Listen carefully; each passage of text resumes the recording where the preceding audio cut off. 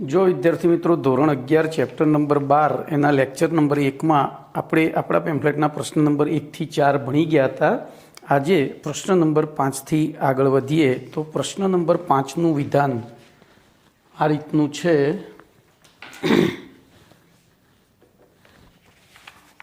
કાર્બનિક સંયોજનોમાં વિવિધ કાર્બન પરમાણુની વિદ્યુત ઋણતાનો ક્રમ. કાર્બનિક સંયોજનોમાં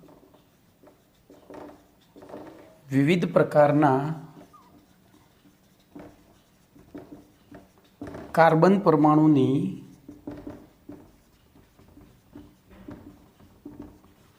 વિદ્યુત ઋણતાનો ક્રમ સમજાવો.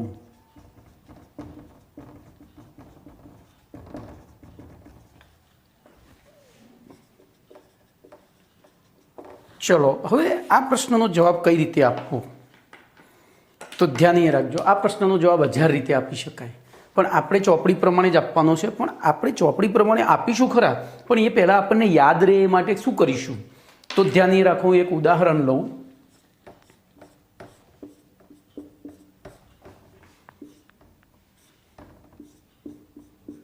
બોલો, આવું એક કાર્બનિક સંયોજન છે, બરોબર, જેમાં આ બે કાર્બન અને તો તમે વિચારો કે આમાં કયા કાર્બન ઉપર કયું સંકરણ ઉદ્ભવે છે. આપણે પહેલું એ વિચારીએ.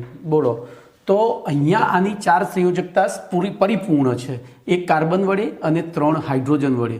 તો બોલો, આ અણુ કયા પ્રકારનો થયો તો અહીંયા આને કેન્દ્રીય પરમાણુ ગણીએ તો AB4 તો sp3 સંકરણ.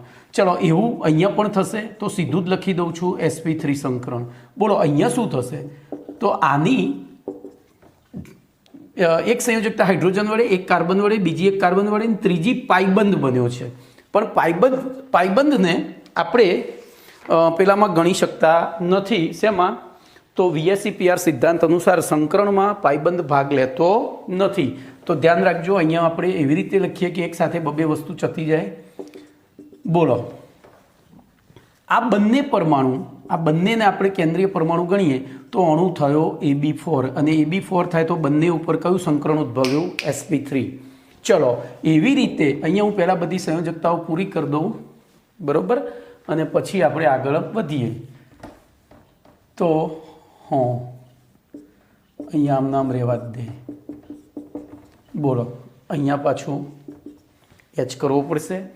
બોલો, હવે તો આ બેમાં જોજો, એક હાઇડ્રોજન, એક કાર્બન, એક પાઇબંધ બન્યો છે. એટલે આ અણુ થયો AB3 પ્રકારનો, કારણ કે પાઇબંધ સંકરણમાં ગણાતો નથી, ચોથો પાઠ. અને એ પ્રમાણે વિચારીએ તો આ સંકરણ થયું sp2. ચલો, ફરીથી પાછું આ તો AB4 અને sp3.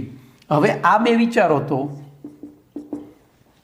બોલો, એની સાથે ટોટલ 4 બંધ, પણ 4માંથી 2 પાઇબંધ છે. અહીંયા એક પાઇબંધ હતો તો આપણે 2 કેન્સલ કર્યા તો આ કાર્બન સાથે 2 જ બંધ બન્યા, આ કાર્બન સાથે પણ 2 જ બંધ બન્યા. તો અણુ કયો થયો AB2 પ્રકારનો VSEPR સિદ્ધાંત અનુસાર. અને AB2 પ્રકારનો થાય તો આની ઉપર કયું સંકરણ ઉદ્ભવે sp. કયું sp. હવે મને એમ કહો કે આમાંથી કયો કાર્બન સૌથી વધુ ભૂખ્યો છે. જો હું એકદમ શુદ્ધ ગુજરાતી શબ્દ વાપરું છું, સૌથી વધુ ભૂખ્યો છે. હવે કોઈ પણ પરમાણુને ભૂખ શેની હોય? શેની ભૂખ હોય તો ઇલેક્ટ્રોનની. કોઈ પણ પરમાણુને ભૂખ શેની હોય? ઇલેક્ટ્રોનની. બોલો, આમાં સૌથી વધુ ઇલેક્ટ્રોનની જરૂર કોને છે? કોને છે? તો આ બેને. કેમ તો જોઈતા હતા કેટલા ઇલેક્ટ્રોન? 4 મળ્યા છે કેટલા? 2 જ. બાકી 2 તો એમને પાઇબંધ બનાવ્યા છે, એટલે કે વૈકલ્પિક વ્યવસ્થા, ભાગીદારી કરી છે. બીજા કોઈ જો એટલે પોતાની સાથે ભાગીદારી કરી છે, એટલે નતા મળ્યા. એટલે તો બોલો, આ સૌથી વધુ અસંતૃપ્ત એટલે કે ભૂખ્યો કાર્બન થયો. ચલો, એના પછી બીજા નંબરે કોણ ભૂખ્યો હશે? દરેક કાર્બનને 4 રોટલી જોઈતી હતી. જો અહીંયા કેટલી રોટલી મળી છે? 2 જ મળી છે, બરોબર, 2 જ મળી છે. એટલે આ સૌથી વધુ ભૂખ્યો રહ્યો હશે. પછી આને કેટલી મળી છે? અહીંયા જોશો ને તોય ખબર છે 2 જ મળી છે. અહીંયા કેટલી મળી છે? તો 1 ને 2 3 મળી છે. તો બોલો, આ મધ્યમ અસંતૃપ્ત થયો. એટલે કે જોઈતી હતી 4, મળી કેટલી? 3. એઝ વેલ એઝ અહીંયા જુઓ, હવે આ બેમાં તો આ એને જોઈતી હતી ને એટલી મળેલી છે આ બંનેને. એટલે કે આ 3 કાર્બનને જોઈતી હતી, 4 જોઈતી હતી, 4 એ 4 મળેલી છે કમ્પ્લીટ. તો અહીંયા ઇલેક્ટ્રોનની ભૂખનું બીજું નામ શું ત્રીજા પાઠ અનુસાર? તો વિદ્યુત ઋણતા ઇલેક્ટ્રોન મેળવવાની વૃત્તિનું સાપેક્ષ માપ. ખબર પડી? વિદ્યુત ઋણતા નિરપેક્ષ મૂલ્ય માપી શકાતું નથી, આ યાદ રાખજો. સાપેક્ષ જ માપી શકાય. તો અહીંયા સૌથી વધુ બોલો, સૌથી વધુ અસંતૃપ્તતા છે. તો ઇલેક્ટ્રોન મેળવવાની વૃત્તિ કોની સૌથી વધારે હશે? આની. જોજો ફરીથી સમજો, આને 4 રોટલી જોઈતી હતી, 4 મળી ગઈ છે. આને 4 જોઈતી હતી પણ 3 મળી છે. આને 4 જોઈતી હતી પણ 2 મળી છે. હવે એક જગ્યાએ રોટલી પડી છે, તો આ 3માંથી સૌથી પહેલો કોણ દોડશે લેવા માટે? આ દોડશે. એટલે કે એની ઇલેક્ટ્રોન મેળવવાની વૃત્તિ સૌથી વધારે છે. એટલે કે આ સૌથી વધુ વિદ્યુત ઋણ. એનથી ઓછો વિદ્યુત ઋણ, એનથી ઓછો વિદ્યુત ઋણ. કમ્પ્લીટ. બોલો, ખબર પડી ગઈ? ટૂંકમાં sp સંકૃત કાર્બન હોય સૌથી વધુ વિદ્યુત ઋણ હોય, એનથી ઓછો sp2 સંકૃત હોય ને એનથી ઓછો sp3 સંકૃત હોય. હવે ધ્યાન અહીંયા રાખજો, ચોપડીમાં કઈ રીતે આપ્યું છે. તો sp સંકૃતમાં %s બરાબર 50% છે. જોજો, sp2 સંકરણમાં %s બરાબર 33.33% છે. જ્યારે sp3માં %s એટલે કે એસના ટકા 25% છે. હવે ધ્યાન રાખજો, આપણે કોઈ પણ પરમાણુ દોરીએ તો પરમાણુની પહેલી કક્ષામાં 1s કક્ષક હોય, પછી બીજીમાં 2s અને 2p હોય. ભણી ગયા બીજો પાઠ? એમાં 2sમાં પહેલા ઇલેક્ટ્રોન ભરાય છે. જોજો, 2sમાં ઇલેક્ટ્રોન પહેલા ભરાય છે, પછી 2pમાં ભરાય છે. એનો મતલબ કે 2s અને 2pમાં કોણ વધુ વિદ્યુત ઋણ છે? તો 2s. એટલે કે s અને pમાં કોણ વધુ વિદ્યુત ઋણ કક્ષક છે? તો કે s. તો sp/dfની વિદ્યુત ઋણતાનો ક્રમ શું થાય? તો s, p, d અને f થાય. બરોબર? આ એમની વિદ્યુત ઋણતાનો ક્રમ થયો. હવે અહીંયા s નું લક્ષણ 50% છે, અહીંયા 33.33% છે ને અહીંયા 25% છે. તો બોલો, આવી પરિસ્થિતિમાં શું થશે? s સૌથી વધુ વિદ્યુત ઋણ અને s નું લક્ષણ જેમ વધારે એમ વિદ્યુત ઋણતા વધારે. કમ્પ્લીટ. તો મેં તમને 2 રીતે શીખવાડ્યું છે. 1000 રીતે જવાબ અપાય. બીજી આગળ આ જ પાઠમાં આવશે, આ જ પાઠમાં આગળ આવશે હાઇપર કોન્જ્યુગેશન ને બધું, એ પણ એની વિદ્યુત ઋણતા જ સમજાવે છે. ઓકે. તો બોલો, આપણો પ્રશ્ન કાર્બનિક સંયોજનોમાં વિવિધ પ્રકારના કાર્બન પરમાણુની વિદ્યુત ઋણતાનો ક્રમ સમજાવો. તો એમાં શું લખીશું કહો? તો એમાં આપણે સમજાવવાનું છે સંકરણના જ આધારે. પણ એમાં પછી રોટલીવાળું ઉદાહરણ નહીં લેવાનું, એ આપણે સમજવા માટે હતું. આપણે આ ટકાવાળું ઉદાહરણ લેવાનું. તો જોજો, એમાં લખાણમાં આ રીતે લખાય. લખાણમાં જોઈએ આપણે કેવી રીતે લખવાનું છે. તો કાર્બનિક સંયોજનોમાં વિવિધ કાર્બન પરમાણુની વિદ્યુત ઋણતાનો આધાર કાર્બનિક સંયોજનોમાં આવેલા વિવિધ પ્રકારના કાર્બન પરમાણુની વિદ્યુત ઋણતાનો આધાર જે તે કાર્બન પરમાણુ ઉપર ઉદ્ભવતા સંકરણના પ્રકાર ઉપર આધાર રાખે છે.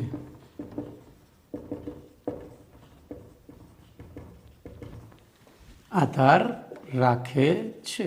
અહીં સંકરણમાં s લક્ષણના ટકા વધે તેમ જે તે કાર્બન પરમાણુની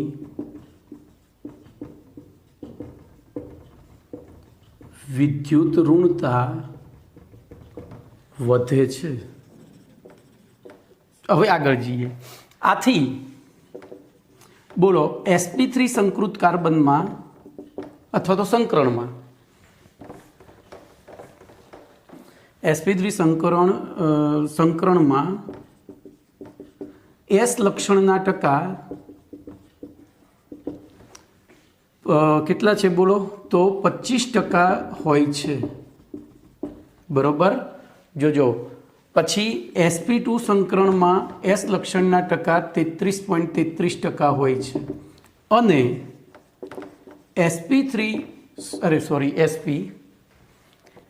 sp સંકરણના લક્ષણમાં તો 50% હોય છે. આથી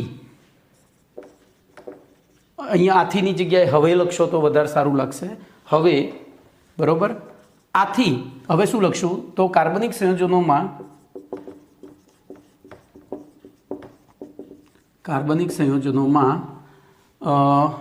sp3 થી sp2 થી sp સંકૃત કાર્બન તરફ જતા તેમની વિદ્યુત ઋણતા વધે છે. બોલો કમ્પ્લીટ. આ રીતે જવાબ તમે લખો એટલે કોઈ જ તમારે મુશ્કેલી ના પડે. એટલે કે તેમની વિદ્યુત ઋણતાનો ક્રમ sp greater than sp2 greater than sp3 સંકૃત હોય છે. પતી ગયું. તો કોઈ પણ વસ્તુને એવી રીતે સમજો કે જે લાઈફ ટાઈમ યાદ રહે. ઓકે, તો તમારો 5મો પ્રશ્ન અહીંયા પૂરો થયો. હવે એક નાનો S9 નંબરનો પ્રશ્ન છે. હું પ્રશ્ન બોલીશ, આમાંથી જવાબ શોધવાનો છે. આમાંથી જ જવાબ શોધવાનો છે તમારે. તો કાર્બનિક સંયોજનના ભૌતિક અને રાસાયણિક ગુણધર્મોનો આધાર શેની ઉપર છે? બોલો, કાર્બનિક સંયોજનોના ભૌતિક અને રાસાયણિક ગુણધર્મોનો આધાર શાની ઉપર છે? તો જવાબ આવે કાર્બનિક સંયોજનમાં આવેલા સૌથી વધુ વિદ્યુત ઋણ પરમાણુ ઉપર અથવા તો પરમાણુની વિદ્યુત ઋણતા ઉપર. બરોબર.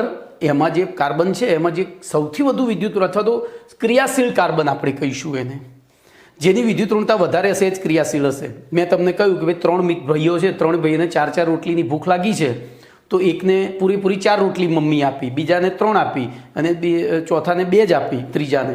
અને સામે એક રોટલી પડી હોય તો એ ત્રણેયમાંથી કોણ પહેલો દોડશે? તો 2 વાળો. તો એ વધુ ક્રિયાશીલ હશે.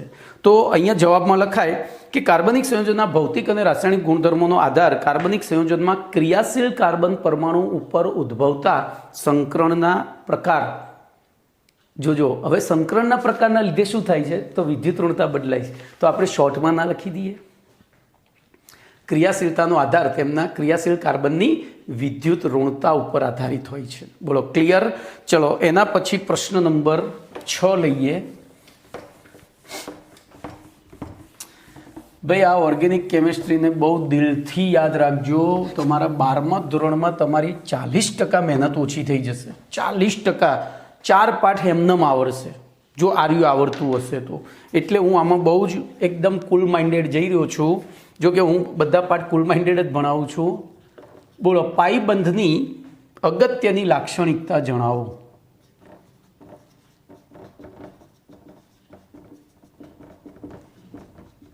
બોલો ચલો હવે પહેલાં આપણે પ્રશ્નનું અર્થઘટન કરીએ. તો પાઈબંધ કેમ બને છે અને ક્યારે બને છે? પાઈબંધ કેમ બને છે અને ક્યારે બને છે? તો 11મા ધોરણે આપણે 11મા ધોરણના 4થા પાઠમાં ભણી ગયા હતા. બોલો, એક કાર્બન છે, એક કાર્બનનું કેટિનેશન ના થયું તો 4 હાઇડ્રોજન પૂરેપૂરા એને મળી ગયા. બરોબર. ચલો, 2 કાર્બનનું કેટિનેશન થયું અને પૂરેપૂરા હાઇડ્રોજન મળે તો કોઈ સવાલ પેદા થતો નથી, એ સંતૃપ્ત બને. પણ જરૂર કરતાં 2 ઓછા મળે તો શું થાય? જરૂર કરતાં કાર્બન બેનના ઘરે, યાદ આવે છે મેં 4થા પાઠમાં, કાર્બન બેનના ઘરે એક કાર્બન બેન હોય તો એના ઘરે 4 ભાઈ આવવા જોઈએ. હવે આ 2 કાર્બન બેનો છે તો ભાઈ કેટલા થઈ ગયા? તો ભાઈ થઈ ગયા 6. જોજો, ભાઈ 6 થયા. આ 2 બહેનો છે. હવે આ બેનના ઘરે એક બેન અને 4 ભાઈ આવે તો આ બેન પૂરેપૂરી ખુશ થતી હતી. યાદ આવે છે? જો અહીંયા ધ્યાન રાખો, આપણે 4થો પાઠ રિવિઝન કરી નાખીએ બાને. બોલો, આ શું છે? તો ઇથેન છે. અને ઇથેનમાં કાર્બન પરમાણુની ઇલેક્ટ્રોન રચના, કાર્બનનો પરમાણુ ક્રમાંક 6. બોલો, હિલિયમ કમ્પ્લીટ 1s2 અને 1s2 નહીં, 2s2 2p2 થાય. આપણે એની બોક્સ ઇલેક્ટ્રોન રચના લખીએ તો બોલો આ રીતે થશે. 2 ઇલેક્ટ્રોન અહીંયા, 1 ઇલેક્ટ્રોન અહીંયા અને 1 અહીંયા. બરોબર. આ કાર્બનની ભૂમિ અવસ્થા હતી. હવે કાર્બન બેનના ઘરે શું થયું? આ કાર્બન બેનના ઘરે આપણે એ અને બી 2 બહેનો નામ આપીએ. તો એના ઘરે એના 3 ભાઈ અને 1 બેન આવી. બોલો, પૂરેપૂરા ભાઈ બહેન જે હતા એ બધા આવી ગયા. એના જેટલા ભાઈ બહેન હતા એ આવી ગયા. બરોબર. તો એવી પરિસ્થિતિમાં બોલો એ કાર્બન બેન કેવી થાય? ખુશ થાય. અને ખુશ થઈને શું કરશે? એના ઘરમાં જે ખુરશીઓ, 2 ખુરશી ખુલ્લી પડી હતી, એકની થપ્પામાં 2 થપ્પામાં પડી હતી, તો એને છૂટી કરશે. કારણ કે એને 4 જણને બેસાડવાના છે. શું કરશે? 4 જણને બેસાડવાના છે. તો ધ્યાન એ રાખજો.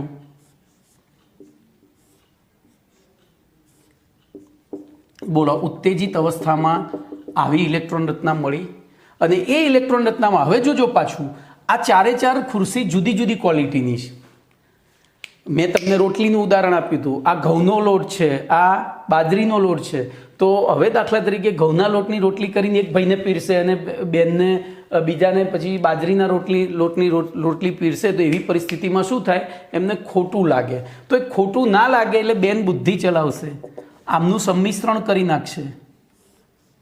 શું કરી નાખશે? સંમિશ્રણ. બાજરી અને ઘઉંનો લોટ ભેગો કરી નાખશે. એટલે હવે ગમે તેને ગમે તે રોટલી મળે, કોઈને ખોટું લાગે નહીં. બોલો. અને પછી એની સાથે એક કાર્બન, જોજો, એક કાર્બનની અને 3 હાઇડ્રોજન આ રીતે જોડાઈ ગયા. તો એમની સાથે આ રીતે બંધ બન્યો તો આપણને આટલા ભાગનું નિર્માણ થતું જોવા મળ્યું. સેમ વસ્તુ અહીંયા થશે, બરોબર. સેમ વસ્તુ બીજો કાર્બન છે એની ઉપર એવું જ થશે.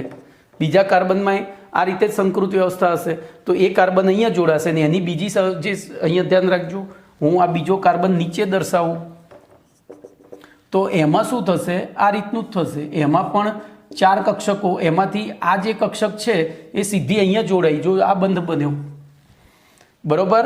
અહીંયા આપણે હવે સરળતા ખાતર હું ખાલી તો આ 3ની સાથે પણ અહીંયા જેમ H જોડાયા હતા એમ અહીંયા H જોડાશે. તો બોલો આખો CH3 અણુનું નિર્માણ થઈ ગયું. તો આવી પરિસ્થિતિમાં ધ્યાન અહીંયા, આવી પરિસ્થિતિમાં આ બેનને બધા ખુશ છે. પણ ધારો કે કાર્બન બેનને 4 ભાઈ હોવા જોઈએ, એટલે કે ટોટલ 4 ભાઈ બેન હોવા જોઈએ, એમાંથી 3 જ જણા આવ્યા હોય તો આપણે બીજું ઉદાહરણ લઈએ. બોલો 3 જ ભાઈ બેન આવ્યા, એ આ કાર્બન બેનના ઘેર એમના 2 ભાઈ અને એક જ બેન આવી. તો બેન ખુશ થશે ખરી, ખુરશીઓ જુદી એ કરશે, પણ હવે પ્રશ્ન શું પેદા થાય? તો એની ખુશી જે પેલા 4 આવ્યા હતા એટલી ખુશી નહીં હોય. એટલે આ ખુરશી અહીંયા મૂકશે ખરી, અહીંથી અહીંયા, પણ એની ઉપર બાજેલી ધૂળ દૂર નહીં કરે, ધૂળ ઉડાડશે નહીં, આ 3ને સાફ કરશે. હજુ એની પાસે સમસ્યા તો એના જ છે કે આ ઘઉંનો લોટ છે ને આ બાજરીનો લોટ છે. તો ફરીથી એ શું કરશે? ઉત્તેજિત અવસ્થામાં આ 3નું જ સંમિશ્રણ કરશે, ચોથીને રહેવા દેશે કારણ કે એની જરૂર જ નથી. તો અહીંયા એક ઇલેક્ટ્રોન ગોઠવાતો હતો, એવી રીતે બીજા કાર્બનમાં પણ સેમ વસ્તુ થઈ, બરોબર. અને એક કક્ષક પડી રહી હતી. હવે જોજો, કાર્બનને તો 4 વસ્તુ, એને તો 4 જોઈએ જ તો જ એ સ્થાયી થાય. તો એવી પરિસ્થિતિમાં આની અંદર જે ઇલેક્ટ્રોન દાખલ થયા હતા એનું સંમિશ્રણ થઈ અને પાઈબંધ બને. તો બોલો આ કક્ષક કઈ છે? તો આ કક્ષક પી કક્ષકો છે. જુઓ, આ S હતી, આ P હતી, Pમાંથી આ એક કક્ષક છે. એ પી કક્ષક કેવી રીતે ગોઠવાશે? તો આપણે ચોથા પાઠમાં ભણી ગયા હતા. આના અંદર જે બંધ બનશે ને, બંધને લંબ રીતે, મેં તમને એ વખતે કહ્યું હતું, એ આ પેન છે તો આ રીતે યાદ કરો, અને પછી અહીંથી આમ અને નીચેથી આમ સંમિશ્રણ થાય. યાદ આવે છે? એ આ રીતે ખબર પડી? તો હવે જોજો, આપણે જવાબ આપીએ તો આ રીતે પાઈબંધ બન્યો છે. હવે એ પાઈબંધ એ રીતે બન્યો છે તેની અગત્યની લાક્ષણિકતા શું? બોલો, આપણે આખું એનું નિર્માણ સમજી ગયા તો એની અગત્યની લાક્ષણિકતા શું? તો ધ્યાન રાખજો. પાઈબંધના નિર્માણ માટે કાર્બનિક સંયોજનમાં પાસે ગોઠવાયેલા 2 કાર્બન પરમાણુની સંકરણમાં ભાગ ન લેતી પી કક્ષકોના સંમિશ્રણ દ્વારા પાઈબંધ બને છે. અને આ સંકર કક્ષકો પેલા બંધ, એટલે કે જે બંધ ધરી છે એને લંબ રૂપે ગોઠવાયેલી હોય છે. બંધ ધરીને આ બંધ છે, 2 કાર્બન વચ્ચેનો આ બંધ છે, તો એને લંબ રૂપે ગોઠવાયેલી અને પછી આ રીતે આચ્છાદિત થાય, આમ ઉપરથી અને નીચેથી, બરોબર. તો કક્ષકોનું સંમિશ્રણ થાય છે. પાઈબંધ ધરાવતા અણુઓમાં હવે શું થશે? તો પાઈબંધ ધરાવતા અણુ આ સિંગલ બોન્ડ છે. ધ્યાન રાખજો, આ સિંગલ બોન્ડ છે. એક જ મિનિટ.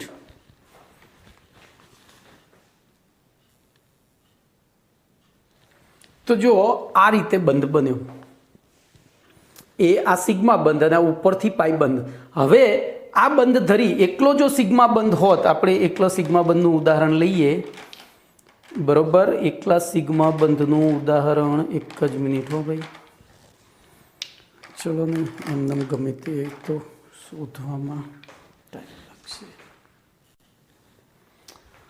તો અહીંયા જોજો, આ એકલો સિગ્મા બંધ છે. આ એકલો સિગ્મા બંધ હોય તો હાલ જુઓ, તમને ગોઠવણી અહીંયા દેખાતી હશે કે આની પાછળ આ છે, આની પાછળ આ છે, પણ એકલો સિગ્મા બંધ હોય તેને આમ ભ્રમણ આપી શકાય. બોલો હવે શું થઈ ગયું? બદલાઈ ગયા. બદલાઈ ગયા. જોજો આ આગળ પાછળ આની પાછળ હતું, હવે વચ્ચે આવી ગયા. જ્યારે પાયબંધમાં આ પાયબંધના કારણે આ ભ્રમણ શક્ય જ નથી. જુઓ, ઓ એ આચ્છાદન એને ભ્રમણ થતું અટકાવે છે. શું કરે છે? ભ્રમણ થતું અટકાવે છે. તો બોલો હવે આપણે જવાબમાં શું લખીશું? જવાબમાં શું લખીશું? તો ધ્યાન એ રાખજો. તો પાયબંધના નિર્માણમાં અણુમાં પાસે ગોઠવાયેલા બે પરમાણુની સંકરણમાં ભાગ ન લેતી પી કક્ષકો, બરોબર, ભાગ ન લેતી અને એકબીજાને સમાંતરે ગોઠવાયેલી પી કક્ષકોનું સંમિશ્રણ થાય છે. આથી પાયબંધ ધરાવતા અણુઓમાં પાયબંધ દ્વારા જોડાયેલા અણુનું બે ભાગ જે પડ્યા, ધ્યાન રાખજો, પાયબંધ દ્વારા જોડાયેલા અણુના એક ભાગા અને એક ભાગા થયો. તો એ બેનું શું થાય છે? તો બંધ ધરીની આસપાસ ભ્રમણ કરતા કક્ષકોના સંમિશ્રણમાં અવરોધ ઉત્પન્ન થાય છે. જોજો, હવે હું તમને આ રીતે વિચારીને કહું તો આ રીતે સંમિશ્રણ થયું હતું. હવે હું જો ભ્રમણ કરું તો આ આમ થઈ ગયું, એટલે કે સંમિશ્રણ નાબૂદ થયું. પણ એવું થતું નથી. એટલે એ સંમિશ્રણમાં અવરોધ પેદા થાય છે અને એના કારણે પાયબંધ ધરાવતા અણુઓમાં પાયબંધ એટલે કે દ્વિબંધ કે ત્રિબંધનું ભ્રમણ શક્ય હોતું નથી. આ એની પહેલી લાક્ષણિકતા, એનું ભ્રમણ શક્ય હોતું નથી. બીજી લાક્ષણિકતા, પાયબંધ ધરાવતો ભાગ સમતલીય હોય છે. જોજો, એ આ તમારી સામે જ છે. આ એકલો સિગ્મા બંધ ધરાવતો ભાગ છે. એટલે બરોબર, જ્યારે આ દેખાય છે એક જ સમતલમાં બધા પરમાણુઓ ગોઠવાયા છે. હું આડું બતાવું તો આમ તોય તમે ઇમેજિન કરી શકો, સામે પાટિયામાં જ બધા ગોઠવાયા છે. જોઈ લો, જ્યારે આમાં તમે જુઓ ત્રિપરિમાણીય આકાર છે, તો આરે સમતલીય એટલે કે દ્વિપરિમાણીય આકાર થયો, આ ત્રિપરિમાણીય આકાર થયો. બોલો કમ્પ્લીટ. તો બીજી લાક્ષણિકતા શું છે? તો પાયબંધ ધરાવતા અણુનો પાયબંધયુક્ત ભાગ એ કેવો હોય છે? તો સમતલીય હોય છે. કેવો હોય છે? અને પાયબંધનું ઇલેક્ટ્રોન વાદળ પરમાણુઓના સમતલની ઉપર, જો અહીંયાથી તમને દેખાય છે આ સમતલ છે, તો આ પાયબંધનું આ રીતે છે, એ હું આમ કરું ને તો આ રીતે સમતલ ઉપર વાદળ આચ્છાદિત થયેલું હોય અને નીચે આચ્છાદિત થયેલું હોય. આ સમતલની ઉપર અહીંથી આમ આપણે ત્રિબંધ લઈએ એટલે વધારે ખબર પડશે. જુઓ, આ ત્રિબંધ, તો એક બંધ ઉપરથી ઓવરલેપ થયો છે, એક નીચેથી, વચ્ચે એક સીધો બંધ તમને દેખાતો હશે. સીધો બંધ વચ્ચેથી દેખાતો હશે. બોલો કમ્પ્લીટ. તો આ થયું. હવે અહીંયા વાત કરીશું, તો ધ્યાન અહીંયા રાખજો. તો પાયબંધ ધરાવતા અણુનો પાયબંધ ધરાવતો ભાગ સમતલીય ભૌમિતિક આકાર સમતલીય હોય છે અને પાયબંધનું ઇલેક્ટ્રોન વાદળ પરમાણુઓના સમતલની ઉપર અને નીચે આચ્છાદિત થયેલું હોય છે. આથી પાયબંધ ધરાવતા સંયોજનોની પ્રક્રિયામાં, હવે ધ્યાન રાખજો, પાયબંધ એ શેની નિશાની છે ભાઈ? અપૂરતા ઇલેક્ટ્રોનની. અપૂરતા ઇલેક્ટ્રોનની. એમને પૂરેપૂરા ઇલેક્ટ્રોન ના મળે ત્યારે પાયબંધ બને. તો હવે કોઈ ઇલેક્ટ્રોન આપવા આવે તો ક્યાં જશે? બોલો, તમારા ઘરે, સમજો, હું મસ્ત ઉદાહરણ આપું છું. તમારા ઘરે કોઈ પ્રસંગ હોય અને છેલ્લે જમવાનું વધે તો આપણે એને ક્યાં આપવા જઈએ છીએ? કોઈ વીઆઈપી લોકો રહેતા એવી સોસાયટીમાં જઈએ છીએ કે ગરીબોના ઘરે જઈએ છીએ? તો ગરીબોના ઘરે, કારણ કે વીઆઈપી બધા સંતૃપ્ત છે, એ લેશે નહીં, એમને કોઈ જરૂર નથી. પેલા ગરીબોને જરૂર છે તો એ લોકો લઈ પણ લેશે. તો અહીંયા પણ ઇલેક્ટ્રોન આપવા માટે જે પ્રક્રિયક આવતો હોય, હુમલો ક્યાં કરે? પેલા પાયબંધ ઉપર. હવે પાયબંધ ક્યાં આવેલો છે? સમતલની ઉપર અને નીચે. તો હુમલો કરનાર પ્રક્રિયક ઉપરથી અથવા નીચેથી હુમલો કરે છે. કમ્પ્લીટ. તો આ થઈ પાયબંધની લાક્ષણિકતા. જોઈએ, હવે હું લખું છું ભાઈ, ઓર્ગેનિક કેમિસ્ટ્રીમાં હું કોઈ ચાન્સ લેવા માગતો નથી, ભલે 2 લેક્ચર વધારે થતા.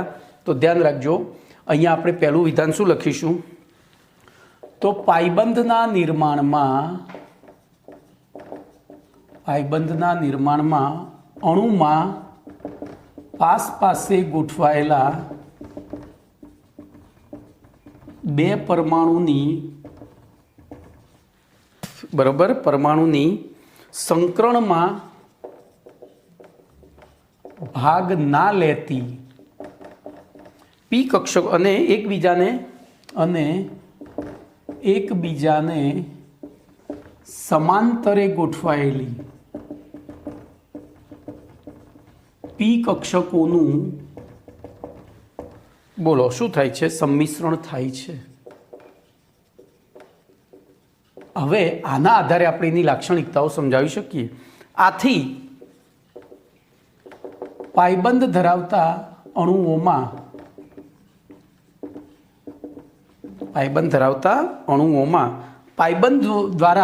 પાયબંધ દ્વારા જોડાયેલા અણુના બે ભાગનું પાયબંધની ધરીની આસપાસ ભ્રમણ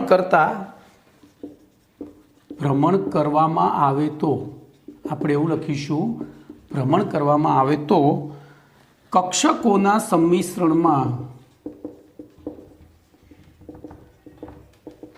અવરોધ ઉત્પન્ન થાય છે. બરોબર, આથી અવરોધ ઉત્પન્ન થાય છે. આથી પાયબંધ ધરાવતા અણુઓમાં બોલો એટલે કે દ્વિબંધ, હવે એમાં દ્વિબંધ કે ત્રિબંધ હોય કે ત્રિબંધની આસપાસ દ્વિબંધ કે ત્રિબંધનું સીધું લખી નાખીએ, નું ભ્રમણ શક્ય હોતું નથી.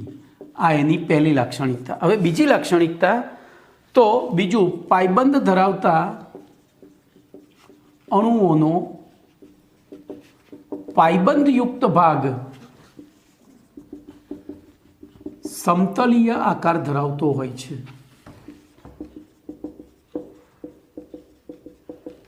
સમતલીય આકાર ધરાવતો હોય છે. બરોબર, અને પાયબંધનું ઇલેક્ટ્રોન વાદળ આ સમતલની ઉપર અને નીચે તરફ આવેલું હોય છે.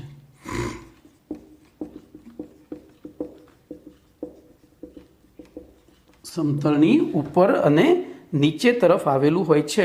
આથી બોલો, હુમલો કરનાર, આથી પાયબંધ ધરાવતા સંયોજનોની પ્રક્રિયાઓમાં, આથી પાયબંધ ધરાવતા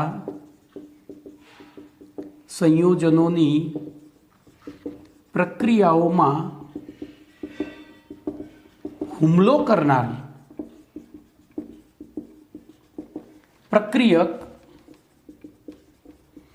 અણુના સમતલના ઉપરથી અથવા નીચેથી હુમલો કરે છે. પ્રક્રિયક અણુના સમતલની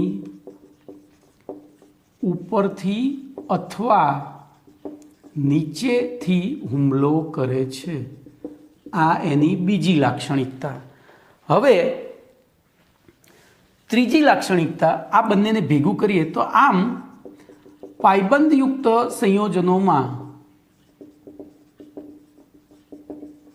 પાયબંધ પ્રક્રિયા માટેના સક્રિય સ્થાન પૂરા પાડે છે. પ્રક્રિયા માટેના સક્રિય સ્થાન પૂરા પાડે છે. બોલો કમ્પ્લીટ. તો આટલું લખો એટલે તમને 2 માર્ક્સ મળે. ભાઈ આપણે બધું જ સમજી અને પછી લખતાય શીખવાનું છે. ચલો, એના પછી એક નોંધ છે. તો એ નોંધમાં આપેલા અણુમાં કોઈપણ નિયત પરમાણુ પર ઉદ્ભવતા સંકરણનો પ્રકાર, એના અણુનો આકાર અને અણુમાં સિગ્મા અને પાયબંધની વ્યાખ્યા પૂછાઈ શકે. આવા પ્રશ્નો ઘણા પૂછાઈ ગયેલા છે.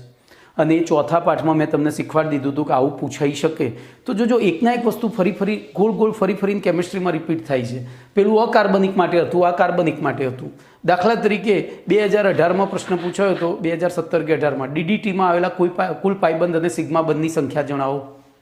તો હાલ તમને ના આવડે કારણ કે ડીડીટીનું બંધારણ નથી આવડતું.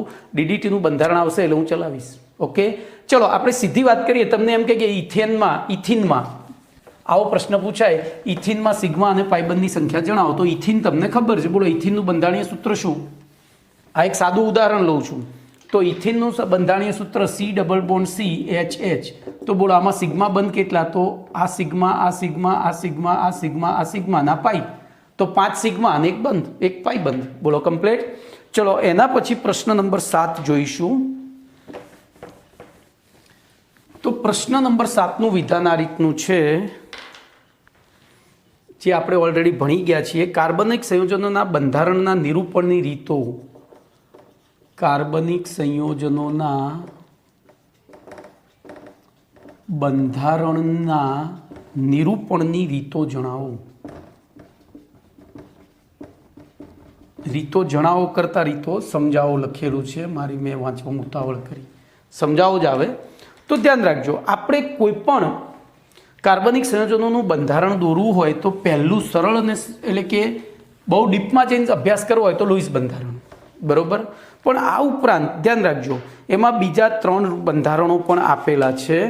જોઈએ એ 3 બંધારણો કયા. તો સૌથી પહેલું લુઈસ બંધારણ. તો લુઈસ બંધારણમાં આપણે શું કરીએ છીએ, તો 2 પરમાણુ વચ્ચે એકલ બંધ માટે, તો 2 પરમાણુ વચ્ચે એક ઇલેક્ટ્રોનની ભાગીદારી દ્વારા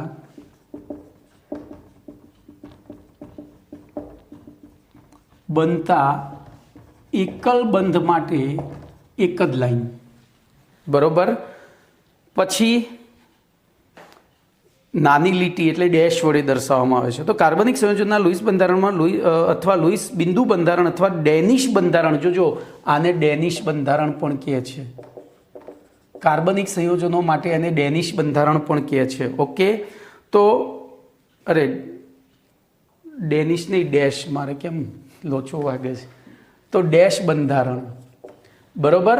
તો એમાં 2 પરમાણુ વચ્ચેના સહસંયોજક બંધના ઇલેક્ટ્રોન યુગ્મને 2 પરમાણુ વચ્ચેના સહસંયોજક બંધના ઇલેક્ટ્રોન યુગ્મને એકલ બંધ એટલે કે એક લાઈન વડે દર્શાવવામાં આવે. જો દ્વિબંધ હોય તો અહીંયા 2 ઇલેક્ટ્રોનની ભાગીદારી થઈ હોય અને દ્વિબંધ બનતો હોય તો એને ડબલ એટલે કે ડબલ અને 3 ઇલેક્ટ્રોનની ભાગીદારી થઈ હોય અને બનતો ત્રિબંધ હોય તો 3 ડેશ વડે દર્શાવવામાં આવે છે. બોલો કમ્પ્લીટ. હવે કાર્બન અને હાઇડ્રોજન સિવાયના વિષમ પરમાણુઓ જેવા કે ઓક્સિજન, નાઇટ્રોજન, સલ્ફર અને હેલોજન પરમાણુ ઉપર આવેલા અબંધકારક ઇલેક્ટ્રોન યુગ્મને કેટલીક વાર દર્શાવવામાં આવે છે અને કેટલીક વાર દર્શાવવામાં આવતા નથી. તો આપણે એની બહુ મહત્વ નથી. હવે આ બંધારણ દોરવું હોય તો દાખલા તરીકે હું ઇથેનનું બંધારણ દોરું તો ઇથેનનું બંધારણ લુઈસ બંધારણ આ રીતે પતી જાય. જુઓ આ છે ને ઇથેનનું લુઈસ બંધારણ કહેવાય. એવી રીતે ઇથિનનું દોરું તો હાલ જ દોર્યું હતું. બોલો આ કોનું થઈ ગયું? ઇથિનનું. એવી રીતે બોલો ઇથેનોલનું દોરું તો ઇથેનોલનું આ રીતે થાય.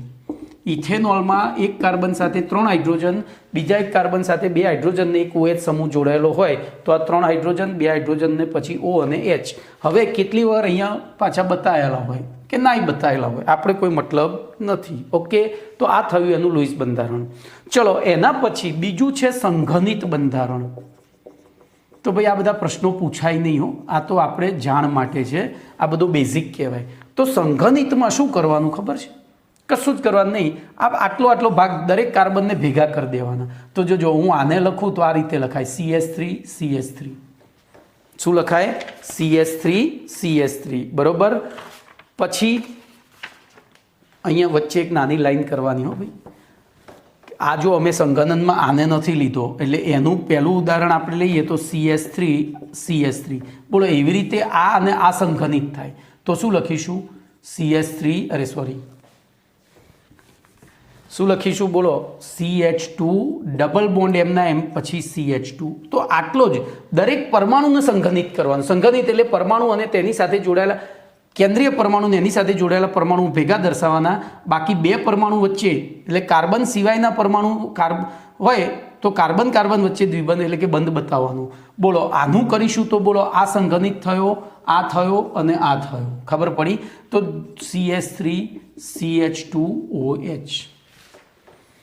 ટૂંકમાં કાર્બન પરમાણુ સાથે જોડાયેલા પરમાણુઓને સંઘનિત કરવાના, કાર્બન સાથે જોડાયેલા કાર્બનને સંઘનિત નહીં કરવાનો. ખબર પડી ગઈ? તો આ થયું સંઘનિત બંધારણ. ઓકે ભાઈ, આ બધું ખાલી તમારે વાંચી જવાનું છે. આ ક્યાંક વળી એવો MCQ પૂછી નાખે. હવે ત્રીજો પ્રકાર છે બંધ રેખા બંધારણ. બંધ રેખા બંધારણ. બોલો બંધ રેખા બંધારણમાં ખાલી આપણે આટલું જ દર્શાવવાનું. દાખલા તરીકે તમને એમ કે આ શેનું આણ્વીય સૂત્ર છે અથવા તો શેનું બંધારણ છે, તો આપણે ખાલી વચ્ચેનો બંધ જ દર્શાવે છે. અને એ બંધનો અર્થ એવો સમજવાનો કે બે છેડે કાર્બન અને એની સંયોજકતા હાઇડ્રોજન વડે સંતોષાયેલી છે. એટલે ખાલી લાઈન દોરો તો શું થઈ જાય? ઇથેન. બોલો આ રીતે. હવે જોજો સળંગ. હવે હું અહીંયા એક મિનિટ બીજું લઈ લઉં, ધ્યાન અહીંયા રાખજો. તો CH3 પછી CH3CH2CH3. તો આની ખાલી આપણે આટલો જ બંધ દોર્યો. બોલો આમાં બે બંધ આમ જુદા નહીં દોરવાના, બંધ જોડાયેલા જ દોરવાના. અને જો જોડાયેલા દોરીએ તો આ તો શું થઈ ગયું? આના જેવું થયું. તો એનો વિકલ્પ વૈજ્ઞાનિકોએ શું કાઢ્યો છે ખબર છે? આ રીતે ખૂણો પાડી દેવાનો. એટલે છેડે અને ખૂણા ઉપર કાર્બન છે એવું વિચારવાનું. તો અહીંયા છેડે છેડે કાર્બન છે. બોલો એવી રીતે આનું બંધારણ શું થશે? તો ખાલી ડબલ બોન્ડ. આનું બંધારણ ખાલી ડબલ બોન્ડ થાય. બોલો આ રીતનું હોત તો આનું બંધારણ દોરવા માટે જોજો 3 કાર્બન છે એટલે 3 1 2 3 બે છેડા અને આ ડબલ બોન્ડને અહીંયા આ રીતે દર્શાવી દેવાનું. બોલો એવી રીતે આને દોરવો હોય તો આમ કરી અને અહીંયા OH કરી દેવાનું. આમ કરીને OH દોરી કાઢવાનું. બોલો કમ્પ્લીટ? ક્લિયર? ભાઈ અત્યારે હાલ હું બધા ઉદાહરણ નહીં લઉં કારણ કે હજુ તમે નામકરણ શીખ્યા નથી. એટલે હું અત્યારે સાદા ઉદાહરણ લઈ રહ્યો છું. ધ્યાન રાખજો, એકદમ સિમ્પલ ઉદાહરણથી જઈ રહ્યો છું જે તમે જાણો છો. ઓકે, તો આપણે ચોપડીમાં ગમે તે ઉદાહરણ લઈ શકીએ, ખાલી આપણું રજૂઆત સાચી હોવી જોઈએ પેપર લખીએ એટલે. તો બોલો બંધ રેખા બંધારણે આવડી ગયું. દાખલા તરીકે આ રીતે હોય તો એનો મતલબ એવો થયો કે 3 કાર્બન જોડાયેલા છે ને એની સાથે 3 હાઇડ્રોજન, કે દરેક સાથે સંયોજકતા પૂર્ણ કરવા હાઇડ્રોજન. તો 3 કાર્બન અને ચક્રીય આકાર છે એટલે આનું નામ થાય સાયક્લો. 3 કાર્બન હોય તો પ્રોપેન, તો સાયક્લોપ્રોપેન. એવી રીતે બોલો આ રીતે ષષ્ટકોણ દોરીને આપ્યું હોય તો સાયક્લોહેક્ઝેન. બોલો પેન્ટાગોન દોરીને આપ્યું હોય તો સાયક્લોપેન્ટેન. પડી? ક્લિયર? તો આ થયો તમારો કાર્બનિક સંયોજનના તો લુઈસ બંધારણ અથવા ડેશ બંધારણ, બીજું સંઘનિત બંધારણ અને ત્રીજું બંધ રેખા બંધારણ. ચલો એના પછી આ પ્રશ્ન જે હું ચલાવવા જઈ રહ્યો છું એ ચોપડીમાં નથી પણ ઓર્ગેનિક કેમેસ્ટ્રીના જવાબો આપવા માટે બહુ મહત્વનું છે. ઓર્ગેનિક કેમેસ્ટ્રીના જવાબો આપવા માટે બહુ જ મહત્વનું છે. તો આપણે એને ધ્યાનથી સમજીશું. બરોબર? તો એના પછીનો પ્રશ્ન છે કાગળના દ્વિપરિમાણમાં. પ્રશ્ન નંબર 8. કાગળના દ્વિપરિમાણમાં કાર્બનિક અણુઓના ત્રિપરિમાણીય બંધારણનું નિરૂપણ સમજાવો. કાર્બનિક અણુઓના ત્રિપરિમાણીય બંધારણનું નિરૂપણ સમજાવો. બરોબર? નિરૂપણ સમજાવો. તો ધ્યાન અહીંયા રાખજો. હવે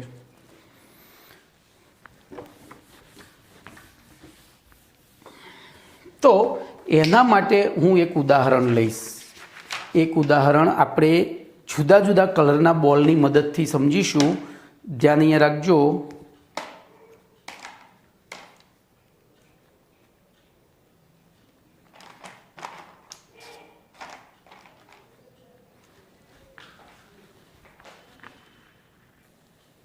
તો જો કાગળના દ્વિપરિમાણમાં કાર્બનિક અણુઓના ત્રિપરિમાણીય બંધારણ, એના માટે મેં એક મોડેલ બનાવ્યું છે. આ મોડેલને ધ્યાનથી જોજો. આ ત્રિપરિમાણીય બંધારણ છે. તમને ભલે અંદર સ્ક્રીનમાં દ્વિપરિમાણીય દેખાતું હોય પણ આ ત્રિપરિમાણીય બંધારણ છે. સૌથી પહેલાં તો આ ત્રિપરિમાણીય બંધારણને જોતા શીખવું પડે. ધારો કે અહીંયા હાઇડ્રોજન હોત, ધ્યાન રાખજો, અહીંયા હાઇડ્રોજન હોય, 4 હાઇડ્રોજન હોય તો તમે કોઈ પણ બાજુ જોઈ શકો, કોઈ પણ બાજુથી જોઈ શકો. પણ ઓછામાં ઓછો એક કાર્બન જોડાયેલો હોય, તો એ કાર્બન ઉપર રહે એ રીતે જોવાનું. બીજું, હવે કાર્બન ઉપર રહ્યો, મારી આંખથી જોવાનું છે, ધ્યાન રાખજો ભાઈ. તો એમાં જોજો આ કાર્બન સાથે એક કાર્બન, એક ઓરેન્જ સમૂહ, એક યલો અને એક ગ્રીન સમૂહ જોડાયેલો છે. હવે એવી પરિસ્થિતિમાં શું થશે?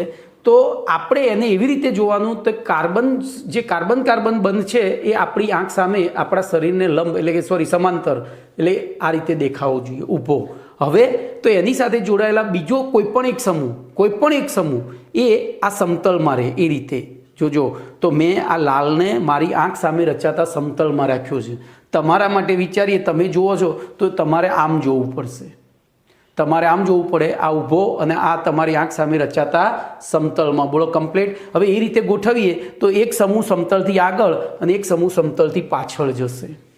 એક સમૂહ તો આ પહેલું તો જોવાની રીત, આમ ગમે તેમ નહીં જોવાનું. આ સરસ છે મોડેલ, સાહેબ જોર લાયા, લાલ ગુલાબી પીળું કાળું, એમ નથી જોવાનું.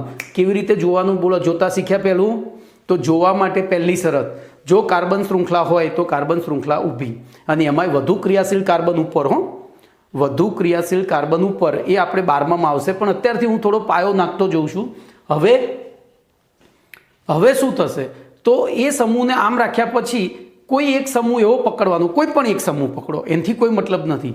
એ આ રીતે આપણી આંખ સામે રચાતા સમતલમાં, આપણી આંખ સામે રચાતા સમતલમાં. Okay, clear.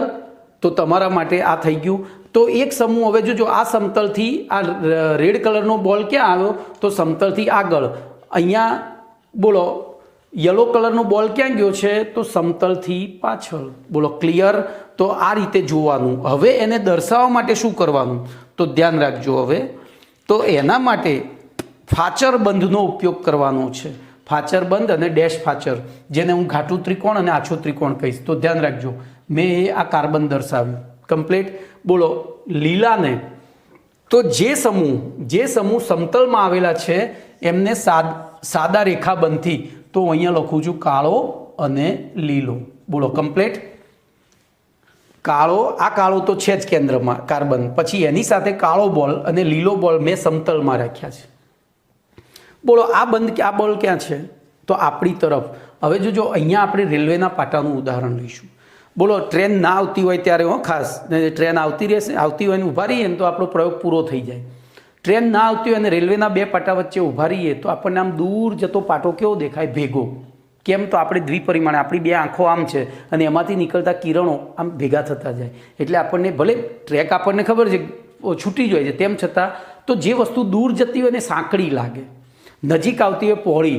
તો બોલો અહીંયા ધ્યાન રાખજો, અહીંયા તમારે એ જ સમજવાનું છે, આમાંથી આ ઓરેન્જ અને યલોમાંથી કયો ગોળો તમારી તરફ આવે છે તો ઓરેન્જ તમારી તરફ આવે છે, યલો દૂર જાય છે. તો ઓરેન્જ તમારી તરફ આવે છે એટલે એને આપણે કઈ રીતે દર્શાવીશું તો એનો કાર્બન તરફનો છેડો પાતળો, કાર્બન તરફનો છેડો પાતળો. બરોબર. કેમ તો આપણે જ્યાંથી જોઈએ છીએ ત્યાં હું અહીંયા લખું છું નારંગી. બોલો એ જાડો છે એટલે કે નારંગી આપણી તરફ છે. આપણે બરોબર આને આ રીતે કલર પૂરી દેવાનો, ઘાટું કરી દેવાનું. જોજો હું તમને બે રીતે શીખવાડીશ. આ ઘાટું કર્યું એ આપણી તરફ. બોલો યલો માટે તો જોજો આ ખોટું છે પણ મારે ચોપડીમાં આપ્યું છે એટલે શીખવાડવું પડે. બાકી મારા ગુરુએ જે મને શીખવાડ્યું હતું જુલાસ ફ્રાન્કોએ, હું તમને શીખવાડું છું. આ ખોટું જ છે પણ મારી મજબૂરી છે, હું શું કરી શકું બોલો, મારી મજબૂરી છે. તોય મેં તો છે ને ચોપડીમાં સાચું જ લખ્યું છે ભાઈ, મેં તો ચોપડીમાં સાચું જ લખ્યું છે. આ લોકો આ નિશાનીઓ ભૂલી જાય છે કઈ રીતે. હવે એ એકચ્યુઅલી કેમિસ્ટ્રીવાળાની ભૂલ ના હોય, એ છાપવાવાળાની ભૂલ હોય, પણ એ પછી પ્રૂફ રીડિંગમાં કેમિસ્ટ્રી લખવાવાળાની ભૂલ કહેવાય કે ભાઈ એને શું કર્યું, અહીંથી અહીંયા કોપી મારી દીધું, આનો કલર કાઢી નાખ્યો એટલે આ થઈ ગયું, પણ એનો આખો અર્થ બદલાઈ જાય છે. તો ચોપડીઓમાં ઘણી વખત આવી રીતે આપેલું હોય છે. તો અહીંયા હું લખી દઉં પીળો. તો હવે જોજો, આપણે ચોપડીમાંથી ભૂલ છે ખબર છે, તેમ છતાં સાચું શોધવું હોય તો જે ઘાટું છે આપણી તરફ, આછું છે કમ્પ્લીટ આપણાથી પાછળ. એટલે જોજો હવે આ બંધારણમાં શું થયું તો આ કાર્બન, આ કાળો અને લીલો આ બોર્ડના સમતલમાં છે, આ નારંગી અહીંથી આ રીતે છે, જુઓ એ આમ નીકળેલો છે, આ પેન આ બાજુ છે મારી તરફ, જ્યારે પીળો તો બોર્ડની પાછળ પેલી દિવાલની પેલી બાજુ નીકળ્યો છે કમ્પ્લીટ. હવે આ ખોટું છે પણ તેમ છતાં આપણને ઘણી વખત છાપવાવાળાની ભૂલ આપણા માર્ક્સ ના લઈ જાય એટલે આ સમજવું જરૂરી હતું. ચલો હવે સાચું શું થાય તો સાચામાં આ કલર પૂરવાની જરૂર જ નથી. આપણે પહેલાં કલર પૂર્યા વગર સમજી લઈએ.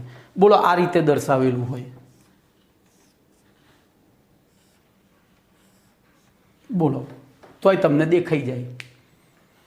કશો કલર ના પૂર્યો હોય ને તો ખબર પડી જવી જોઈએ. કેમ? તો બોલો, આનો છેડો નારંગીનો છેડો પહોળો છે, કાર્બનનો સાંકડો છે. તો આપણે રેલવેના પાટા ઉપર ધારો કે ઊભા છે, તો પહેલું કયું સ્ટેન્ડ છે? તો નારંગી, પછી કાર્બન છે. ચલો, ત્યાંથી આગળ તો કાર્બન પહોળું છે, અહીંથી આપણે અહીંયા પહોંચ્યા એટલે કાર્બન પહોળો લાગ્યો, પીળાનો છેડો સાંકડો છે, એટલે કે પીળું હજુ આગળ છે. એટલે જોજો, આ બે સીધા કેમ દોર્યા છે? તો કોઈ પણ વસ્તુ તમે આમ રાખો ને તો તમને એની નીચેથી ઉપર સુધીની પહોળાઈ સરખી રાખશે, પણ આ જ પેનને આમ રાખીને જુઓ તો આ છેડો પહોળોના સાંકડો દેખાશે. તો આપણી આંખને લંબ દિશામાં જતું કિરણ છે ને એ સંકોચાય, પણ સમાંતર આમ ઊભું છે, આંખની લંબ દિશામાં જતું કિરણ સંકોચાય, પણ આંખને સમાંતર કિરણ એમના એમ રહે. તમે આમથી આમ જુઓ ને તો કોઈ પણ બિલ્ડિંગ આમ જાય એટલે ઉપર સાંકડી ના દેખાય, એટલી ને એટલી જ પહોળી દેખાય. હા, પછી તમે આમ જોશો ને આખી તો ઉપર સાંકડી દેખાશે, પણ દૂર ઊભા રહીને જોતા એટલે આપણે આમ જ જોતા હોય, આમ ખાલી આંખ જ ઊંચી નીચી કરીએ, એના માટે માથું ઊંચું નથી કરતા. બોલો, કમ્પ્લીટ. તો આ થયું. હવે આપણી ચોપડીમાં બીજો વિકલ્પ એ આપ્યો છે કે ભાઈ ઘાટો હોય આપણી તરફ અને ડેશ ફાચર એટલે કે આછો એ દૂર. તો મેં તો આ જ આકૃતિ દોરીશ. બોલો, તો હવે ખબર પડી ગઈ કે કેવી રીતે દર્શાવાય. તો હવે હું તમને એક MCQ પૂછીશ. તમને આ રીતે એક બંધારણ દોરીને આપ્યું છે. બોલો, અહીંયા WXYZ લખીને આપ્યા છે, WXY અને Z, અને એવું પૂછે કે ભાઈ આમાં કયા સમૂહ, કયા પરમાણુઓ કાગળના સમતલમાં આવેલા છે. તો સાદા રેખાબંધ દ્વારા, આ કેન્દ્રીય પરમાણુ તો સમતલમાં હોય જ, પણ એ સિવાય સાદા રેખાબંધ દ્વારા દર્શાવેલા છે ડેશ રેખાબંધ એ સમતલમાં. બોલો, કયું સમતલની ઉપર આવેલું છે, એટલે કે આપણી તરફ આવેલું છે? તો ઘાટા ફાચર બંધવાળું ત્રિકોણાકાર બંધ. અને કયું સમતલથી દૂર આવેલું છે? તો આછા ત્રિકોણાકાર બંધવાળું. પણ એમાંય સાચા માટે આ યાદ રાખજો કે જે છેડો પહોળો એ આપણી તરફ. હવે તમને આવો MCQ પૂછે કે આ આકૃતિમાં Z અને C પરમાણુ પૈકી કયો પરમાણુ જોનાર વ્યક્તિ તરફ છે? તો કયો પરમાણુ? તો C જોનાર વ્યક્તિ તરફ, કારણ કે એનો છેડો પહોળો છે. કયો જોનાર વ્યક્તિથી દૂર તરફ છે? અથવા તો આવું પૂછે કે આ બેમાંથી કયા પરમાણુનું અંતર જોનાર વ્યક્તિથી નજીક છે? તો આ નજીક, Z અને C માં, આ દૂર. એવી રીતે અહીંયા પૂછે કે ભાઈ Y અને C માંથી કોનું અંતર દૂર છે? તો C નું દૂર છે, Y નું. એવું પૂછે કે આ બંધારણમાં જોનાર વ્યક્તિથી કયા પરમાણુઓ સમાન અંતરે ગોઠવાયેલા છે? તો સમાન અંતરે W, C અને X. બોલો, કમ્પ્લીટ. તો આ બધા કન્સેપ્ટ ક્લિયર રાખજો ઓર્ગેનિક કેમિસ્ટ્રીમાં.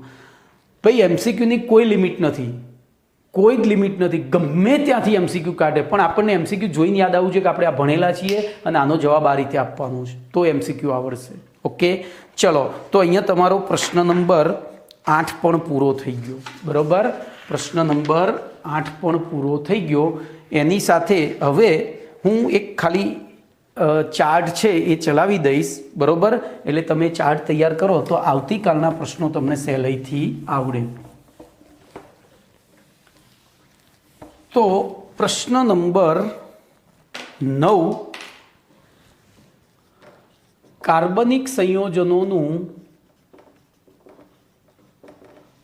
વર્ગીકરણ સમજાવતો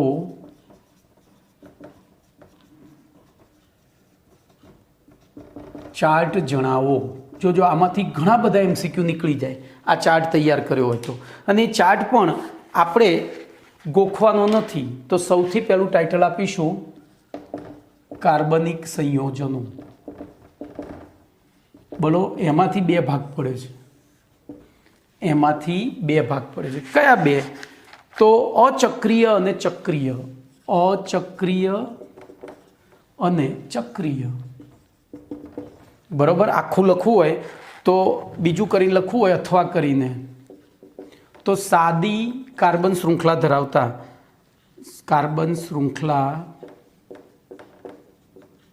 ધરાવતા કાર્બનિક સંયોજનો, અને બીજું લખવું હોય તો બંધ શૃંખલા ધરાવતા. જોજો, બંધ એટલે વલય, બંધ કૌંસમાં અહીંયા સાદી, એની જગ્યાએ ખુલ્લી લખીશું આપણે. સાદી, ખુલ્લી. ખુલ્લી એટલે ક્યાંયથી બંધ નથી. જ્યારે બંધ એટલે કે વલય શૃંખલા એટલે કે ચક્ર ધરાવતા કાર્બનિક સંયોજનો. ચલો, એમાંથી આનો બહુ આગળ પ્રકાર છે નહીં, પણ આ ચક્રીયના પ્રકાર છે અને એ બહુ માથું ખાય છે. એ ચક્રીયના પ્રકાર છે. તો ચક્રીયના બે પ્રકાર છે અહીંથી. તો પહેલો પ્રકાર છે સમચક્રીય. સમચક્રીય અથવા એનું નામ છે કાર્બોચક્રીય. કાર્બોચક્રીય. ચલો એના પછી બીજું છે વિષમચક્રીય. વિષમચક્રીય એટલે કે એમાં આમાં જો કાર્બોચક્રીય એટલે કે એના ચક્રમાં ફક્ત કાર્બન જ આવેલા છે, જ્યારે આ વિષમમાં કાર્બન ઉપરાંત કોઈ બીજો પરમાણુ પણ આવેલો હોઈ શકે. ચલો એમાં પાછા આ સમચક્રીયના બે પ્રકાર છે. સમચક્રીયના બે પ્રકાર છે,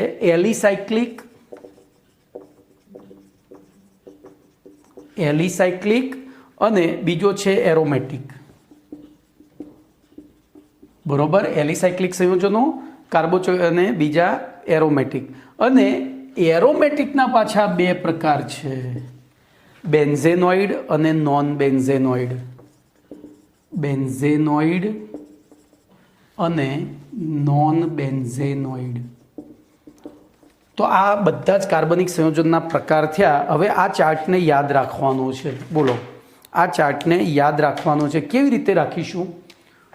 તો એ એટલે અચક્રીય, ચક્રમ એ ચક્રમ, જોજો એ ચક્રમ. સવિતા નામની છોકરી હોય તો એને આપણે ટૂંકમાં સવી કહીને બોલાવતા હોય. તો સવી બરોબર. એલી એ બહેનો છે.